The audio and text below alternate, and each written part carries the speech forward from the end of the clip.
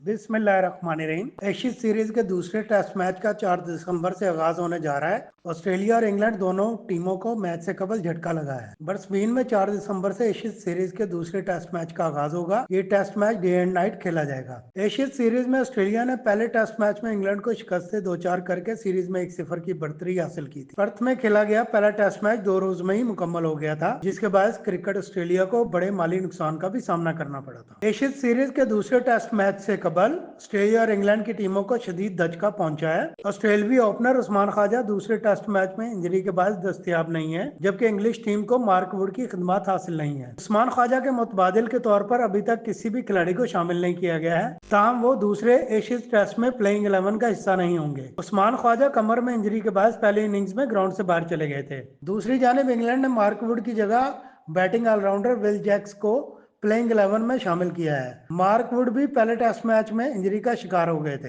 वाज़ेह है कि इंग्लैंड की जानिब से 2 टेस्ट मैच खेलने वाले विल जैक्स की 3 बरस बाद वापसी हुई है। उन्होंने पाकिस्तान के खिलाफ 2022 में डेब्यू किया था और 6 विकेटों के साथ 89 रन भी बनाए थे। याद रहे कि एशियज सीरीज 5 टेस्ट मैचों पर मुश्तमिल है। तीसरे टेस्ट मैच का आगाज 17 जबकि चौथा 26 दिसंबर से शुरू होगा। सीरीज का आखिरी टेस्ट मैच 4 जनवरी 2026 से सिडनी में खेला जाएगा।